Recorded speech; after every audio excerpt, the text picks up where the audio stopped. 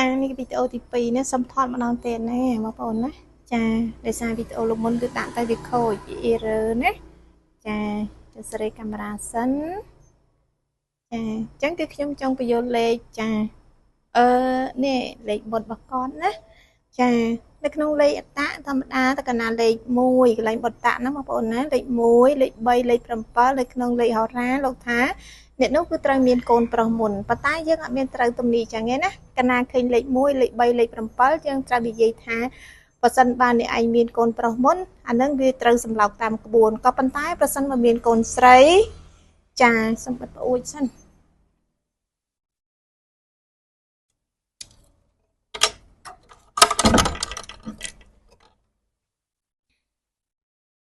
ប្រសិនបើមានកូនស្រីគឺយើងត្រូវទំនីថាកូននឹងគឺមានចរិតរឹងមានះរៀងពិបាកអត់រំតិចយើងនិយាយតែប៉ុណ្្នឹងទេចាអត់មានទៅថាកូននឹងគឺពឹងបា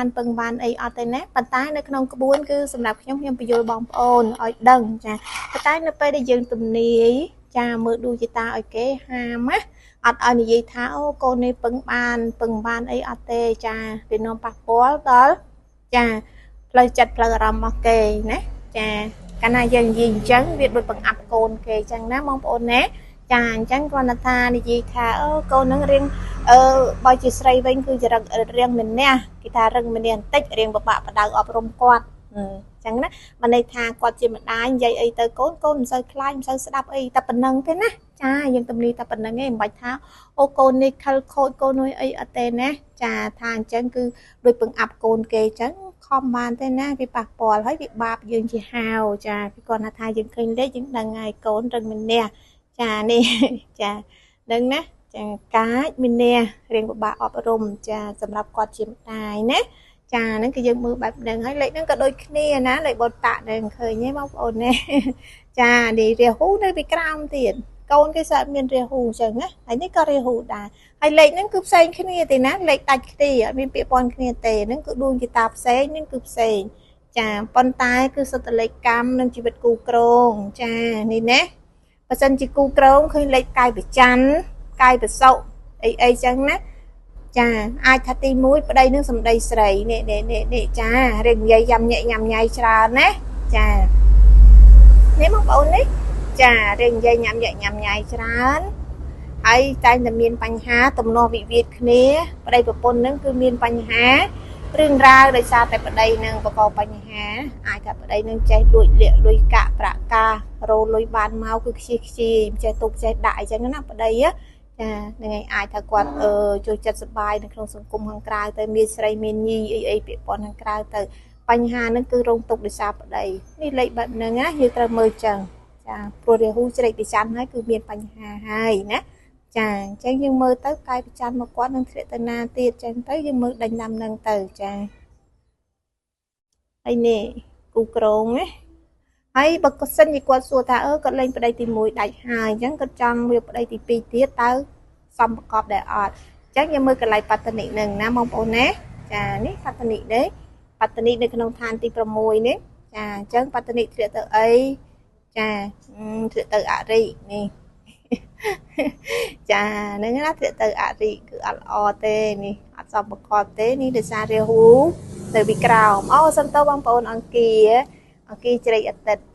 នេះជាសត្រូវអញ្ចឹងអត់សមប្រកបទេណាចាហើយនេះចាបត្តនិរបស់គាត់ធ្លាក់ទៅអីលេខ5ហ្នឹងយើងមើលទៅចាធ្លាក់ទៅហិនទៀតហើយនេះរាហូជ្រែកកាយព្រាបពហោះហ្នឹងចាហើយនេះប្រសើរជ្រែកកាយព្រាបពហោះទៀតចា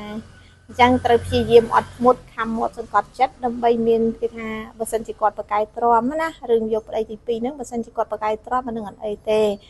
ប៉ុន្តែបើសិនជាយើងសួរថាតើគាត់មានសភាពមង្គលមានក្តីសុខអត់ផ្លូវចិត្តអីអត់ទេចាឃើញប្តីបែបហ្នឹងហើយគឺពិបាកនឹងពឹងពិបាកនឹងគេថាយើងពឹងអធិស្ឋានឲ្យគាត់ណាចឹងនិយាយថាអាចពឹងពាក្យគាត់បានចាគាត់ចេះសំដៅបណ្ណៃអីគឺអត់ទេពិបាកណាស់បងប្អូនក្នុង10អីបាន2 3ចឹងណារឿងជីវិតគូក្រងនេះនិយាយរួមទៅគឺសម្បូររឿងទុំនាស់រឿងវិវាទអន់សពុនចិត្តនឹងគ្នាណាចាដោយសារអីព្រះសៅជ្រែកព្រះពហោះហើយព្រះសៅនឹងគឺជាការកណីរបបកាយពហោះណាហើយរាហូនឹងជ្រែកពហោះទៀតចានេះយើងមើល រាហូនៅពីក្រោមលេខ5ចាហើយលេខ5ហ្នឹងធ្លាក់ទៅហិនទៀតចាអញ្ចឹងយើងមើលទៅប៉ុណ្្នឹងទៅហើយនេះតួអត្តតួគ្រូបំផុតប្តីត្រឹម2ប៉ុណ្ណេះឯងចាលេខដួងចតាគាត់នឹងចាហើយបើសិនតែយកប្តីទី3នេះភីយ៉ាងយើងចង់មើលទៅនេះលេខ3របស់គាត់ធ្លាក់ទៅណាចាវានៅទៅវេទនាបងប្អូនចាវានៅទៅវេទនាដូចគ្នាចានេះឃើញលេខ3នេះគូក្រុមគាត់ទី1គាត់បែកគូទី1បានគូទី2ចានេះទី2ជាយាមអត់ធ្មត់ណាបងប្អូននៅលេខគាត់ចាអ្វីដែលបាននឹងការស្លៀកពាក់ការអីនោះប្រឹងឲ្យខ្លួនឯងទេរោងទៅក៏ទិញទៅហើយចំណាយការហូបចុកក្នុងផ្ទះគឺគាត់ស្រីហ្នឹងអ្នកត្រូវធ្វើត្រូវរោដោះស្រាយប្តីគេរោបានមកគេទុកទៅខ្លួនគេប្តីកាន់លុយនិយាយរួមទៅចាហើយសួរថាគាត់ទ្រាំដើម្បីអីគាត់ទ្រាំដើម្បីកូនទេចាលេខហ្នឹងណាតែបកុំតកូននឹងគាត់បានទ្រាំតែសារគាត់មានកូនជាមួយនឹងប្តីក្រោយហើយគាត់ទ្រាំទៅចាហើយបើនិយាយអំពីលេខនេះលេខនឹងក៏កម្មចាអស់ណាអស់ណីប្តីហើយទូគាត់នឹងគាត់រកស៊ីអាឡបពាក់ព័ន្ធនឹងកាយអង្គាខាងអាហារដ្ឋានភោជនីយដ្ឋាននេះអីក៏វាអស់ទៀតវាខាតនេះកាយអង្គារបស់គាត់វាខូចនេះឃើញទេចាអង្គានៅលើកម្លាំងខ្លួនឯងណាបងប្អូនណាចាអញ្ចឹងយើងមើលកាយអង្គានេះរាហូចារាហូជ្រែកអង្គាទៀតចាអញ្ចឹងវាធ្វើឲ្យគាត់មានបញ្ហាមានឧបសគ្គរៀងស្ទះខាតបង់ចំនួនជួញដូរអាជីវកម្មរបស់គាត់គឺអត់ទទួលបានជោគជ័យទេណាចាព្រោះនេះកាយអង្គាធ្លាក់ទៅហិនអញ្ចឹងសម្រាប់លេខអត្តណាបងប្អូនណាចាលេខអត្តបងប្អូនរៀនទៅគឺបានជាចំណេះដឹងចាបានជាប្រយោជន៍សម្រាប់មើលចាកូនចៅសាច់ញាតិបងប្អូនអីអញ្ចឹងបើសិនថាយើងមានកូនមានចៅតើយើងត្រូវឲ្យកូនចៅនោះគាត់រៀនខាងផ្នែកអីរកចំនួនជួញដូរខាងផ្នែកអីនៅក្នុងនេះគឺមានទាំងអស់ចាអញ្ចឹងយើងមើលទៅចាតើចង់ឲ្យកូននឹងរៀនខាងអីធ្វើការខាងអីឬក៏រកចំនួនខាងអីអញ្ចឹងយើងមើលតាមប្រភេទផ្កាយមួយផ្កាយអាទិត្យចំនួនជួញដូរពាក្យពន្ធនឹងអីខ្លះចាហើយផ្នែកសិក្សាយើងសិក្សាខាងផ្នែកអីចាអ្នកដែលមានផ្កាយអាទិត្យល្អឲ្យកូនរៀនខាងអីខាងផ្នែកវិស្វកម្មខាងកុំព្យូទ័រខាងអីគ្រឿងអេឡិចត្រូនិកអីគឺបកកាយអ្នកដែលមានផ្កាយអាទិត្យល្អអ្នកនោះបកកាយរៀនខាង IT ចាខាងកុំព្យូទ័រអីបកកាយហើយខាងភាសាបរទេសចាភាសាបរទេសក៏បកកាយដែរចាចាប់បានណាហើយធ្វើការអីគេច្រើនមានអំណាចមានគេហៅបានជាមេគេមិនសូវបានធ្វើជាកូនចៅគេទេអ្នកមានផ្កាយអាទិត្យល្អចាសំបីតែរៀនក៏ដោយគាត់ជាប់នៅក្នុងចំណាត់ថ្នាក់ដែរគេថាល្អនៅក្នុងប្រចាំថ្នាក់ណាបងប្អូនណាគេថាមានភាពលេចធ្លោចានៅក្នុងសិស្ស40-50នាក់អីចឹងមកគុលនឹងគឺលេចធ្លោអ្នកមានផ្កាយអាទិត្យល្អណាចាអញ្ចឹងយើងមើលតាមនឹងកាយមួយហើយបើសិនគាត់ថាគាត់ចង់ឲ្យកូនគាត់រកចំនួនអញ្ចឹងគួរឲ្យរករបរអីអញ្ចឹងយើងមើលទៅបើសិនមកគាត់ចង់រកជាផ្នែកកសិកម្មណាធ្វើកសិកម្មក៏ធ្វើអត់បានដែរនេះលេខសៅនឹងវាខូចចាព្រោះកាយសៅជាប្រធានជាមេនៃកសិកម្មអញ្ចឹងបើសិនជាកាយសៅខូចអញ្ចឹងបើសិនជាគាត់ធ្វើស្រែធ្វើចំការអីវាច្រើនខាតវាច្រើនខូចណាវាថាដំណាំរបស់គាត់នឹងវាអត់ទទួលបានផលទេដាក់ដើមដាក់ទុនទៅវាអស់ថ្លៃជីថ្លៃកម្មករប៉ុន្តែយើងអត់ទទួលបានផលល្អទេអ្នកខ្លះលេខគេល្អគេធ្វើទៅគេទទួលបានផលនៃកសិកម្មរបស់គេណាធ្វើស្រែចម្ការស្រីផ្កាយផ្សេងគឺទទួលបានផលចាហ្នឹងគឺបែបហ្នឹងណាហើយបើសិនជាយើងចង់ថាគាត់ចង់លក់គ្រឿងអេឡិចត្រូនិកចាលក់សំណង់លក់កុំព្យូទ័រលក់ទូរស័ព្ទអីគឺយើងមើលតាមផ្កាយសៅនិងផ្កាយអាទិត្យដែរបើសិនជាផ្កាយពីរនឹងអត់ល្អ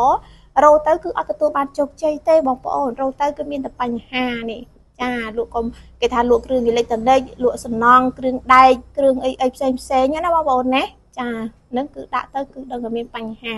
ហើយបើសិនបើចិញ្ចឹមសត្វទៀតក៏អត់ទទួលបានជោគជ័យដែរការស្មានតូចណាបងប្អូនណាចិញ្ចឹមជ្រូកចិញ្ចឹមមាន់អីដើម្បីគេថាបានប្រយោជន៍យើងធ្វើជាអាជីវកម្មគេថាកសិកម្មកសិដ្ឋានចិញ្ចឹមសត្វផ្សេងណាក៏វាអត់ទទួលបានជោគជ័យដែរចការទៅគាត់ចិញ្ចឹមទៅសត្វវាងាប់វាអីចឹងទៅវាខាតណាដោយសារផ្កាយប្រសើរហ្នឹងឃើញទេធ្លាក់មកមរណៈចាហ្នឹងណាហើយវានេះរាហូវាជ្រៃទៀតចឹងណាបងប្អូនណាហើយលេខហ្នឹងក៏ដូចគ្នាដែរនេះគេមកជាព្យាយាចាហ្នឹងគឺកាយអាទិត្យរបស់គាត់ដែរចាហើយហ្នឹងគឺអាទិត្យនឹងឃើញសៅជ្រៃអាទិត្យចាហើយហ្នឹងរាហូជ្រៃចាហើយកាយពាក្យព័ន្ធនឹងរបររកចំនួនជួញដូរយើងមានទាំងអស់នៅក្នុងនេះណាបងប្អូនចាប់ពីកាយអាទិត្យរហូតដល់កាយប្រសើរហ្នឹងគឺមានទាំងអស់តាំងពីជំងឺចាការសិក្សាចំនួនជួញដូរគឺមាននៅក្នុងនេះទាំងអស់ ចាអញ្ចឹងគឺយើងសិក្សាក្បួនហ្នឹងគឺអត់គេថាអត់មានថារៀនទៅយើងអត់បានជាប្រយោជន៍អីទេគឺរៀនទៅគឺដឹងបានជាប្រយោជន៍បានជាចំណេះដឹងចាពីព្រមក្បួនហ្នឹងគឺវាជាក្បួនដែលពិតចាមិនមែនជាភូតភរកុហកអីបិទភ្នែកថាទេព្រោះយើងរៀនយើងប្រើចំណេះដឹងយើងប្រើធម៌ពលខួរក្បាលប្រើសមត្ថភាពនៃការសិក្សាចាហើយវាមានប្រយោជន៍សម្រាប់ដល់កូនចៅយើងណាយើងចង់រៀបចំទុកដាក់កូនចៅឲ្យគាត់រៀនគាត់ធ្វើការរបរចំនួនជួញដូរឲ្យជីវៀងគេថាការខាត់បងយើងមើលតាមភេទផ្កាយគេថាកូនមានផ្កាយពណ៌ល្អអញ្ចឹងឲ្យធ្វើអីរៀនខាងគ្រូចាខាងច្បាប់ខាងមេធាវីអីចឹងទៅបើសិនមានលុយមានអីហើយបើសិនជាគាត់ចង់រកចំនួនជួញដូរអញ្ចឹងយើងឲ្យគាត់លក់ទៅផ្នែកអីសម្ភារៈប៉ុនខាងអីផ្សេងលក់សិភៅជារួមអត្តន័យរបស់កាយមួយគឺមានសរសេររៀបរាប់ហើយនៅក្នុងឯកសារណាចា